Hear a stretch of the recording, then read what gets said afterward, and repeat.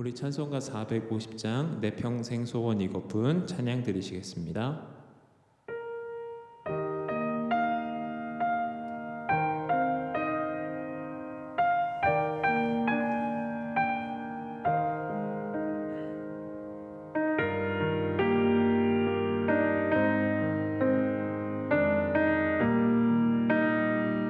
내 평생 소원 내 평생 소원 이것뿐 주의 일 하다가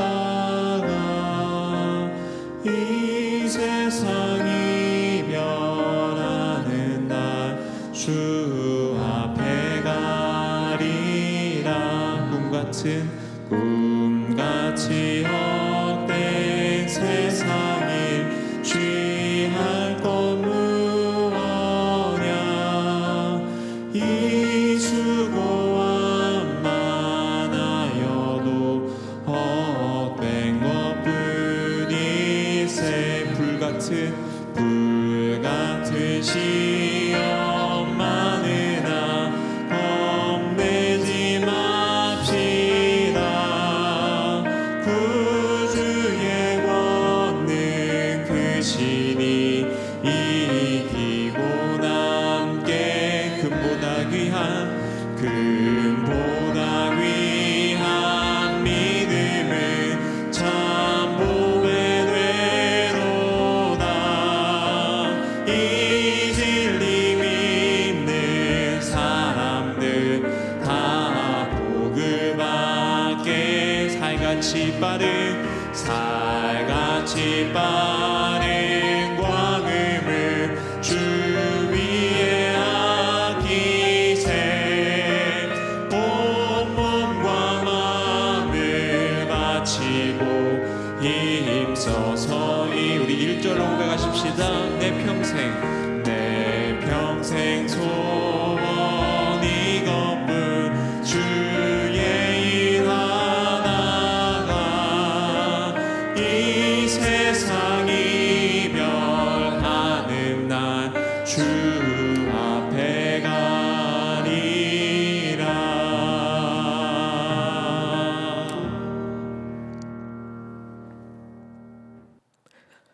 기도하겠습니다. 사랑과 은혜가 충만하신 우리 하나님 아버지, 이렇게 새벽 이른 시간에 저희들 주님의 존전 앞에 나왔습니다. 하늘의 은혜를 베풀어 주시옵소서. 오늘도 주님 음성 듣게 하여 주시옵소서. 그리고 받은 바 이 말씀대로 순종함으로 늘 하나님께 영광 돌리는 삶으로 우리를 인도하여 주시옵소서. 거룩한 성령께서 우리와 함께하여 주실 줄 믿고 예수님의 귀하신 이름으로 기도드리옵나이다. 오늘 하나님께서 우리에게 주시는 말씀은 마태복음 8장 14절로 22절까지 말씀입니다. 마태복음 8장 14절로 22절까지 말씀 교독하여 읽도록 하겠습니다. 예수께서 베드로의 집에 들어가사 그의 장모가 열병으로 앓아 누운 것을 보시고 그의 손을 만지시니 열병이 떠나가고 여인이 일어나서 예수께 수종들더라. 저물매 사람들이 귀신 들린 자를 많이 데리고 예수께 오거늘 예수께서 말씀으로 귀신들을 쫓아내시고 병든 사람을 다 고치시니 이는 선지자 이사야를 통하여 하신 말씀에 우리의 연약한 것을 친히 담당하시고 병을 짊어지셨도다 함을 이루려 하심이더라. 예수께서 무리가 자기를 애워싸는 것을 보시고 건너편으로 가기를 명하시니라. 한 서기관이 나와 예수께 아뢰되 선생님이여 어디로 가시든지 저는 따르리이다. 예수께서 이르시되 여우도 굴이 있고 공중의 새도 거처가 있으되 인자는 머리 둘 곳이 없다 하시더라. 제자 중에 또 한 사람이 이르되 주여 내가 먼저 가서 내 아버지를 장사하게 허락하옵소서. 같이 읽겠습니다. 예수께서 이르시되 죽은 자들이 그들의 죽은 자들을 장사하게 하고 너는 나를 따르라 하시니라. 오늘 우리가 마태복음 8장을 함께 읽었는데요. 지난 주일 마가복음의 본문과도 조금 겹치는 것 같습니다. 그래서 제가 오늘 말씀을 생명의 삶 본문을 준비하면서 우리 하나님께서 한 번 더 우리 마음판 가운데 새기기를 원하시는구나라고 하는 생각이 들었습니다.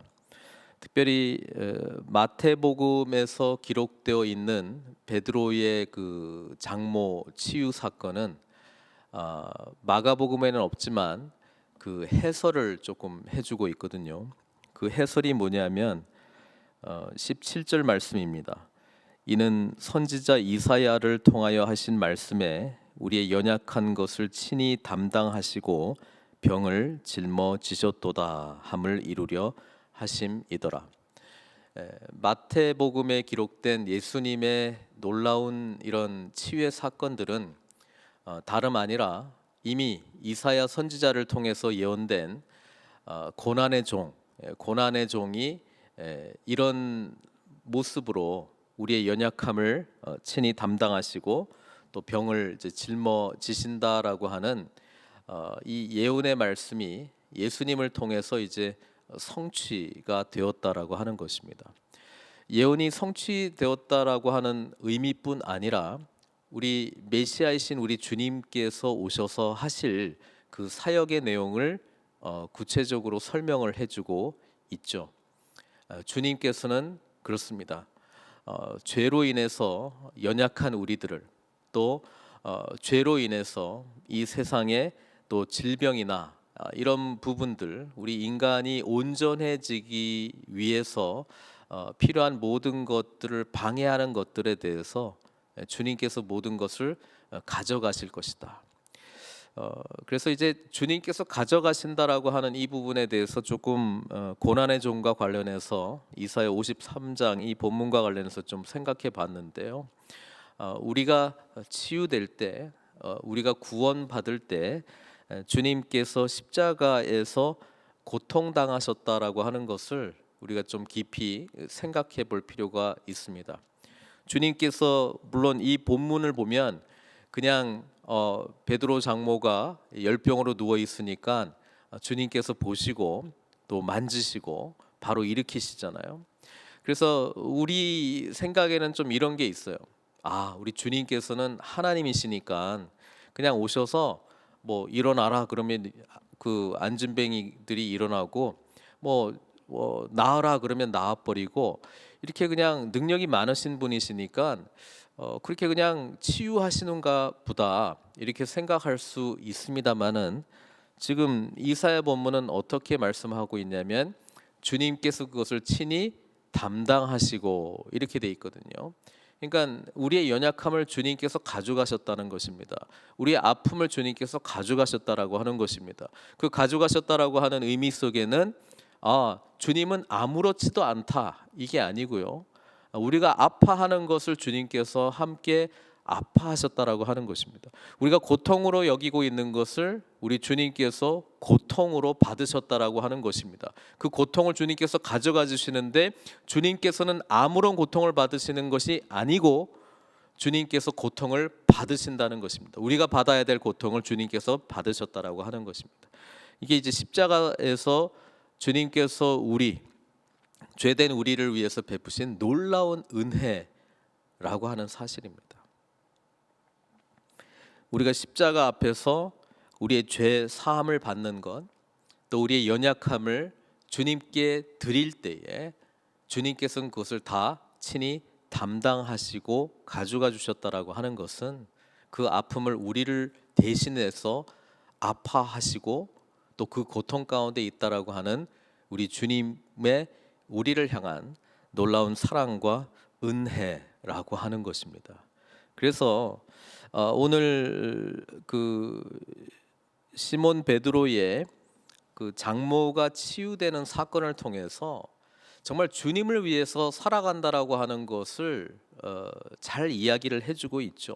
그건 뭐냐 하면 우리는 예수님을 만나기 전에는 다 죄 가운데 있는 자였고 연약한 자였고 또 치유가 필요한 자였습니다. 근데 지난 주일 설교 말씀을 통해서 치유자이신 주님을 만난 치유받은 우리는 이제 치유가 필요한 사람들을 향해서 보냄받은 자들이라고 하는 사역으로 바로 그 순간 길이 열려진다라고 하는 것을 우리가 기억할 필요가 있습니다.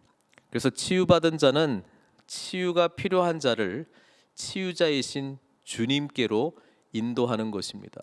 그리고 치유가 일어난 그 현장은 바로 예수 그리스도, 치유자이신 예수 그리스도께서 치유하시는 사역의 현장이 된다라고 하는 것입니다. 그래서 그 베드로의 집, 베드로가 주님을 만나기 전에는 뭐예요? 가정을 돌봐야 되고, 이 주님을 만나기 전에도 장모님께서 열병으로 누워 있었는지는 모르겠습니다만은 하루하루 가정을 먹여 살려야 되는 그냥 그 삶. 오늘 아침에도 배를 띄워내 보내고 고기를 잡아야 되고 힘들게 수고해야 되는 그 삶에서 주님을 만나게 될 때 바로 자신이 처해 있었던 힘들고 고난받았던 이 삶이 하나님의 놀라운 사역의 장이 되었다라고 하는 것입니다. 이게 예수 그리스도를 만난 저와 여러분들이 가야 할 길이고 또 늘 그런 마음을 소망해야 된다라고 하는 것입니다. 주님의 은혜를 갈망하고 있습니까?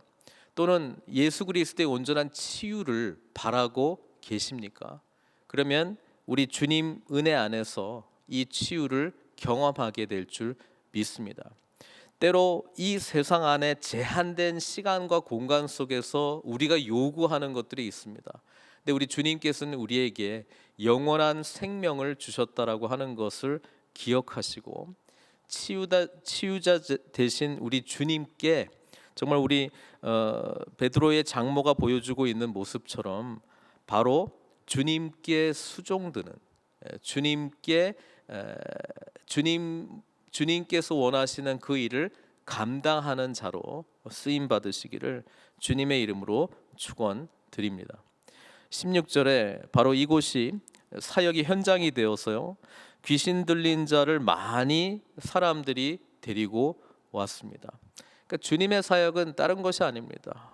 내가 아파했던 자였습니다. 내가 치유가 필요한 자였습니다. 내가 구원이 필요한 자였습니다. 나에게 소망이 필요한 자였습니다. 그런데 주님 만나고 치유가 되고 구원의 은혜를 받게 되고 또 소망을 갖게 되었습니다. 그러면 그 은혜가 필요한 사람들을 주님께로 데려오는 것이 하나님께서 우리에게 맡겨주신 사역이라고 하는 것입니다. 그 사역을 할 때 내가 만난 주님의 이야기를 간증으로 전할 수도 있고요. 또 내가 알고 있는 예수 그리스도를 왜 만나야 하는지 그 이야기를 전할 수 있다는 것이죠. 근데 이 이야기를 누가 전할 수 있습니까? 서당계 3년 그렇게 하면은 안 되고요. 주님을 진정으로 만난 자만이 사실 이거를 할 수 있습니다. 어렴풋이 전하는 것이 아니고 확실한 주님을 증거하는 것이라는 것입니다. 치유받은 자, 구원받은 자, 주님을 진정으로 만난 자는 전하지 않고는 못 배기는, 전하고 싶은 마음이 우리에게 있다라고 하는 말씀입니다. 이어지는 18절부터 22절까지의 내용은요, 그래서 예수 그리스도를 믿는 자는 어떤 삶을 살아야 되느냐, 주님을 진정으로 만난 자, 주님을 나의 구주로 영접한 자는 어떤 삶을 살아야 되는가에 대해서 말씀해 주고 있는데, 그게 어떤 삶입니까? 제자의 삶입니다. 제자의 삶. 18절에 보면은요, 예수께서 무리가 자기를 애워싸는 것을 보시고 건너편으로 가기를 명하시니라, 이렇게 되어 있습니다. 18절에 누가 있었다고요? 무리가 있었습니다. 무리. 예수님은요, 우리에게 천국 복음을 전하시고 우리가 그 복음을 받아들이고 난 이후에 제자의 삶을 살기를 바랍니다. 그 제자의 삶을 아까 베드로의 장모가 보여준 거예요. 치유받은 자로 이제는 주님께 수종들고 또 치유가 필요한 자들을, 구원이 필요한 자들을 주님께로 인도하는 그런 삶이 이제 제자의 삶을 이야기하고 있는데요. 반면에 18절에 예수님 주변에 항상 따라다니는 사람들이 있었다고 성경은 기록하고 있죠. 누굽니까? 무리입니다. 예수님은 무리와 제자를 이제 구분하십니다. 주님께서 원하시는 자는 무리가 아닙니다. 제자라고 하는 것입니다. 무리하고 제자하고 공통점이 되게 많이 있어요. 뭐냐면 예수님이 있는데 무리도 있고 제자들도 있어요. 무리도 예수님의 가르침을 듣고 싶어 합니다. 무리도 뭐예요? 예수님의 가르침을 듣고 와, 놀라운 가르침이다, 이렇게 이야기를 합니다. 예수님의 치유가 일어나는 현장에 그 무리들도 모입니다. 그들은 놀라워합니다. 야, 정말 누가 이런 일들을 행할 수 있을까 놀라워하면서 야, 우리 저거 보러 가자, 호기심으로 관심을 갖고 주님을 쫓아갑니다. 근데 무리하고 제자의 결정적인 차이가 뭔지 아십니까? 주님 뜻대로 순종하는 삶은 뒤에 따라오지 않습니다. 주님이 무슨 가르침을 가르치고 있는지, 야, 놀랍다, 나 이런 가르침 들어본 적이 없다, 이런 거에는 관심이 많이 있는데요, 나의 삶을 주님께 드립니다. 주님께서는 나의 삶의 왕이십니다. 주님께서는 나를 구원하셨습니다. 정말 이 세상의 죄로부터 나를 구원하셨습니다. 저희 연약함을 담당하셨습니다. 이런 진실한 고백, 인격적인 만남, 치유의 경험이 없으니까 예수님은 그냥 세상에 없는 구경꾼에 구경 대상에 불과하다라고 하는 것입니다. 주님께서는요, 무리를 불러 오시기 위해서 오시지 않았습니다. 무리가 많은 것에 관심이 별로 없었습니다. 관심이 있다면 무리로부터 좀 벗어나고 싶었습니다. 왜냐하면 무리가 예수님을 쫓아올 때는요, 주님께서 우리 삶의 주인이시다라고 하는 관심보다 내가 주님을 만나서 뭘 얻어낼까, 뭘 내가 좀 받을 수 있을까, 이거에 관심이 있다라고 하는 것입니다. 그래서 주님께서는 무리 중에서 제자들을 찾기를 원하셨다라고 하는 것입니다. 그래서 무리가 막 에워싸워서 오는데요, 주님은 뭐 하고 있어요? 여기로부터 빨리 벗어나야 되겠다. 주님께서 온 것은 죄인들을 불러 오시는 건데, 이 죄인들이 예수님을 만나게 되면 구원을 받고 예수님을 주인으로 모시고 살아야 되는데, 열심히 쫓아오는 것은 자기가 주인이 되고 예수님한테 뭐를 얻어내려고 하는 것이죠. 이게 무리라고 하는 것입니다. 주님께서는 오늘 본문에서요, 진짜 제자가 누구인가에 대해서 저희들 보고 생각해 보라고 지금 말씀해 주고 있습니다.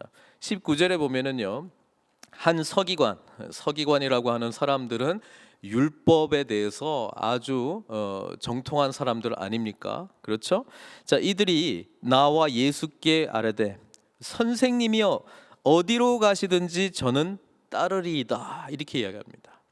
자, 이 고백 속에는요, 우리가 예수님의 가르침이 참 놀라웠구나, 서기관들은 율법에 대해서 많이 알고 있었기 때문에 권위 있는 예수님의 가르침에 대해서 굉장히 놀라워했을 것입니다. 또 마태복음 8장부터 9장까지 10개의 예수님의 어떤 기적들이 기록이 되어 있는데요, 이 모습을 보면서 또 기록되지 않은 여러 가지 그 치유의 기적들과 또 귀신을 쫓아내는 이 모습들을 보면서 서기관은 이분은 정말 권위 있는 분이시다라고 하는 그런 확신을 가졌을 것입니다. 그래서 이렇게 이야기합니다. 모든 사람들이 주님께로 모이는 것을 보고 선생님, 저도 주님께서 어디로 가시든지 저는 따라가겠습니다, 이렇게 이야기를 합니다. 제자는 주님을 따라가는 삶이죠. 근데 예수님께서 이런 대답을 하십니다. 뭐라고 이야기하냐면요, 예수께서 이르시되 여우도 굴이 있고 공중에 새도 거처가 있으되 인자는 머리 둘 곳이 없다 하시더라. 이게 무슨 말입니까?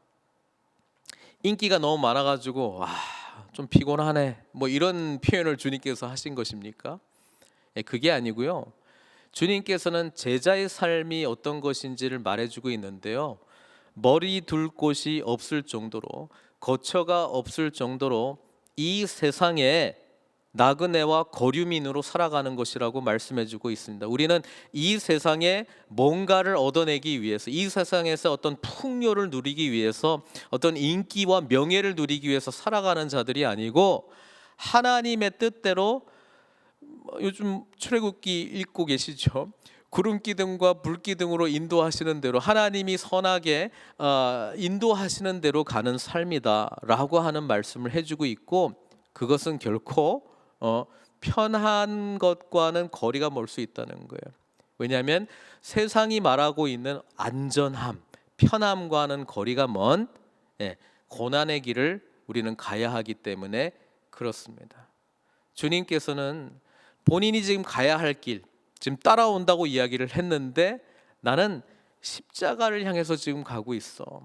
나는 고난을 향해서 가고 있어. 제자가 된다라고 하는 것은 바로 그것을 알고 나를 쫓아오는 것이야.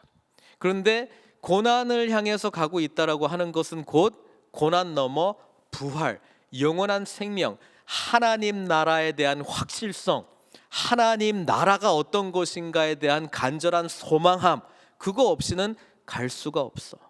서기관이 지금 주님 어디로 가시든지 저는 따르리이다라고 하는 이 고백 속에 예수님은 본 것이죠. 지금 무슨 말 하고 있는지 잘 모르는 것 같은데, 나를 따라오겠다라고 하는 거가 정말 나를 따라오겠다라고 하는 고백인지, 아니면 나를 따라오면서 얻게 되는, 자신에게 뭔가 유익이 되는 그것을 바라보면서 나를 쫓아오는 것인지, 그 부분에 대해서 주님께서는 이렇게 말씀해주고 있는 것입니다. 어떤 의미에서는요, 우리 신앙생활은 광야의 영성입니다. 광야의 영성은요, 아무것이 없는 것, 내가 의지하는 것을 발견하면서 하나하나씩 다 내려놓는 것. 그래서 내가 의지할 수 있는 분은 오직 하나님이십니다. 이걸 배워 나가는 게 제자의 삶입니다. 주님만 계시면 저는 주님의 뜻대로 살아가겠습니다 라고 하는 이 관계 속에서 살아가는 것이 제자의 삶이라고 주님께서 말씀해주고 있습니다. 그러니까 따라가겠다라고 하는 분에게 좀 찬물을 좀 끼얹은 거죠. 그리고 21절에 보면은 제자 중에 또 한 사람이, 여기서 말하는 제자는 지금까지 예수님께서 시몬, 베드로, 그 다음에 이제 안드레, 야고보, 요한, 여기까지 이제 제자들이 있었을 거 아니에요. 마가복음 기록에는 좀 그렇습니다. 또 몇 명이 더 추가되는지도 모르겠어요. 근데 제자 중에 한 명이 이렇게 주님께 물어본다라고 하는 것이죠. 주여, 내가 먼저 가서 내 아버지를 장사하게 허락하소서. 저희 문화도 이 장례 문화가 또 중요하지 않습니까? 유대인들에게도 장례 문화는 굉장히 중요했습니다. 그래서 예수님의 제자, 12제자에 포함되어 있는 건지 좀 더 포괄적인 단어인 것 같아요. 왜냐하면 이름이 명시되지 않았기 때문에. 제자 중에 한 사람이 주여, 내가 가서 내 아버지를 장사하게 허락하여 주시옵소서. 정당한 요구 아닙니까? 이때 주님께서 좀 충격적인 말씀을 하세요. 뭐라고 말씀하시냐면 22절에 예수께서 이르시되 죽은 자들이 그들의 죽은 자들을 장사하게 하고 너는 나를 따르라, 이렇게 이야기합니다. 자, 예수님이 하셨던 말씀 다시 한번 제가 읽을게요. 죽은 자들이 그들의 죽은 자들을 장사하게 하고, 그러면 지금 죽은 자들이, 앞에 죽은 자들은 누구예요? 죽은 자들을 장사하는 사람들은 죽은 자들이 하는 거야, 그 말이거든요. 그래서 지금 아버지를 장사하겠다라고 말한 이 제자 보고 죽은 자라고 말을 하는 건가요? 주님께서 물론 지금 아버지가 죽었기 때문에 이 제자가 얼마나 마음이 슬퍼했겠습니까? 그걸 모르는 건 아니겠죠. 예. 그리고 이 제자를 향해서 너는 죽은 자다 이런 말씀을 하시는 것이 아니죠. 예. 강조점이 있는 것이죠. 그 강조점이 뭡니까? 일단 22절에 앞에 죽은 자들은 영적으로 죽은 자들을 말씀하고 있습니다. 그렇죠? 그리고 이 제자를 향해서 이야기했다라고 하는 것이 아니라는 것을 어디서 하냐면은 그들의 죽은 자들을 이렇게 돼 있잖아요. 그러니까 이게 보편화시켰단 말이에요. 보편화시켰단 말이에요. 그 뒤에 나오는 죽은 자들은 육신이 죽은 자들을 말하고 있는 거죠. 영적으로 죽은 자들은 육신이 죽은 자들을 장사하게 하고, 무슨 말입니까? 자, 이 표현은요, 세상 사람들은 그들이 원래 하던 대로 하게 하고 너는 나를 따르라라는 말씀입니다. 너는 누굽니까? 지금 이름이 없는 걸로 봐서는 지금 여기 마태복음에서의 강조점은 제자죠. 제자는 주님을 쫓아가는 삶이라고 하는 것입니다.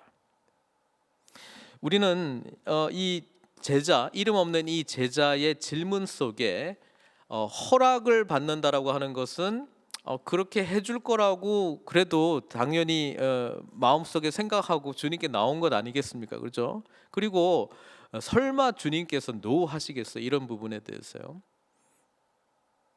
이렇게 접근하기보다는요, 제자가 된다라고 하는 것은요, 주님께 우리 삶의 주도권을 다 맡긴다라고 하는 것입니다.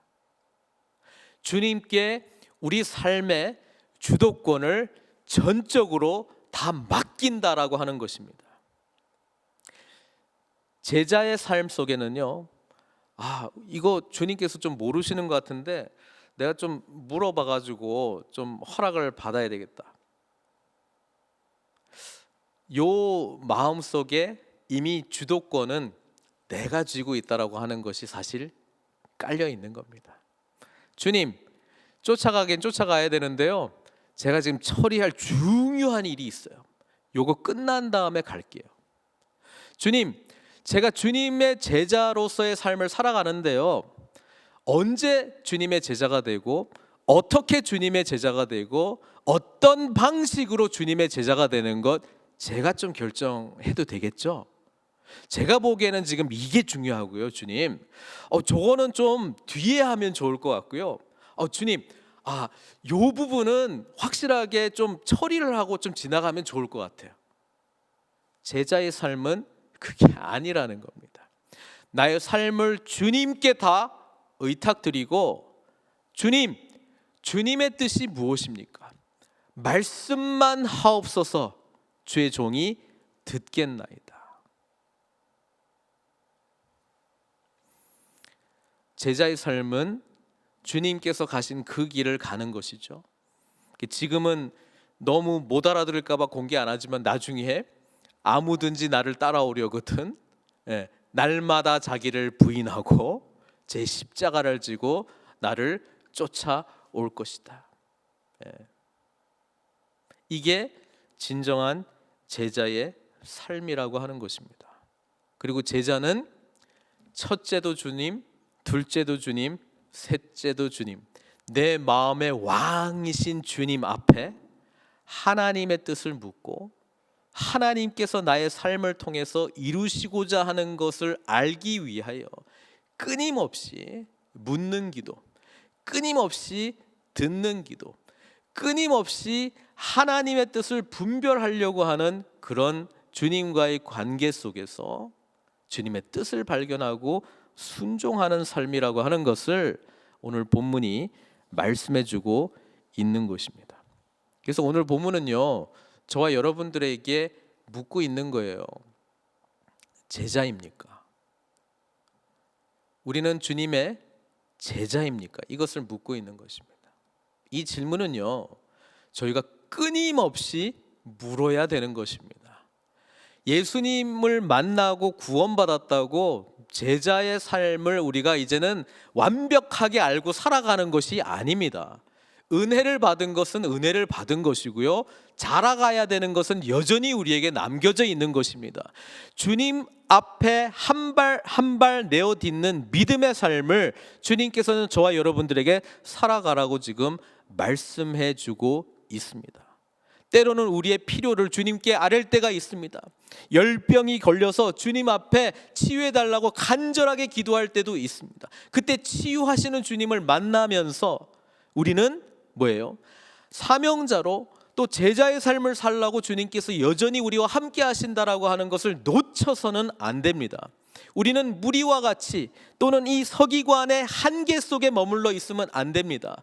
내가 뭔가를 더 주님으로부터 얻어내기 위해서 주님을 쫓아간다거나 아니면 주님께 관심이 있어서 주님이 계신 곳에는 찾아가요. 그런데 주님을 나의 삶의 주인으로 모시지는 않고, 주님께서 우리 삶 가운데 말씀하시는 음성에는 귀 기울이지 않고, 주님께서 가시는 그 길이 나의 길이다라고 하는 그런 확신 없이 삶의 주도권을 여전히 쥐고 있는 우리의 연약한 모습을 발견하고, 주님 말씀하신 대로 이것을 부인하는 거죠. 내가 나의 삶의 주도권을 쥐려고 하는 것을 내려놓는 것이죠. 내가 하나님께서 나의 삶을 책임져 준다라고 하는 것을 믿지만 여전히 최종 결재권은 나에게 있다라고 하는 것을 자각하면서 이것을 내려놓는 훈련들을 계속해 나가야 된다라고 하는 것이죠. 그러면서 주님께서 가시는 이 길이 내가 가야 될 온당한 길이며, 주님의 관심이 나의 관심이 되게 해달라고, 우리는 성령님의 은혜 안에서 이것을 깨달아야 된다라고 하는 것입니다. 사랑하는 성도 여러분, 우리에게 이 세상을 살아가면서 치유도 필요하고요, 회복도 필요하고요, 또 원하는 것들이 있습니다. 그것을 위해서 기도하십시오. 그것을 위해서 간절히 하나님께 구하십시오. 그러나 오늘 본문은 그것을 하나님께서 주셨을 때 우리가 이제는 무엇을 더 소망하고 어떤 삶을 향해서 나아가야 될지에 대해서 말씀해 주고 있습니다. 그것은 베드로의 장모가 보여줬던 예수님을 수종들고 섬기며, 그리고 주님의 뜻대로 순종하는, 순간순간 나의 생각과 계획을 제시하면서 주님 앞에 이게 더 낫지 않겠습니까? 말씀하는 것이 아니고 우리의 삶의 주도권을 주님께 온전히 올려드리는 그런 제자의 삶으로 함께 나아가야 될 줄로 믿습니다. 그래서 오늘 기도하실 때 이 기도를 우리가 함께 했으면 좋겠습니다. 예수님을 우리 다 믿죠. 주님께서는 우리에게 제자인가? 그것을 묻고 있습니다. 그 질문 안에는 제자의 삶을 살아야 된다라고 하는 주님의 간절한 소망이 저와 여러분들에게 있다는 것입니다. 제자의 삶은 주님께 주도권을 완전히 맡기는 것입니다. 우리가 늘 살펴봐야 될 우리의 모습 중에 어떤 부분은 주도권을 맡기는 게 있고요, 어떤 부분은 여전히 주도권을 맡기지 않는 부분이 있습니다. 그거를 발견하셔야 되고 그것을 내려놓는 훈련을 하나님의 도우심 안에서 우리는 구해야 하는 것입니다. 하나님께서 우리를 택해 주시고 우리의 생명을 아낌없이 사랑하셔서 독생자 예수 그리스도를 우리의 생명을 살리기 위해서 아낌없이 주신 분이 우리 하나님이시라면 우리는 그분께 우리의 모든 것을 드릴 수 있는 것 아닙니까? 우리의 삶은 제자로서 살아가기 위하여 우리가 무엇을 의지하고 무엇을 내려놓지 못하고 여전히 연약감 가운데 씨름하고 있는 것들을 발견하는 삶이라고 하는 것이죠. 그러면서 이 모든 것의 해답은 역시 주님이시다라고 하는 그 방향성을 붙들고 우리는 계속 주님을 만나는 은혜 가운데 나아가야 된다라고 하는 것입니다. 사랑하는 성도 여러분, 구원의 은혜를 받으셨습니까? 예수 그리스도께서 우리의 구원자이시고 치유자이십니까? 진정한 제자의 삶을 향해서 함께 나아가시는 저와 여러분들 되시기를 주님의 이름으로 축원드립니다. 시간 같이 기도하겠습니다.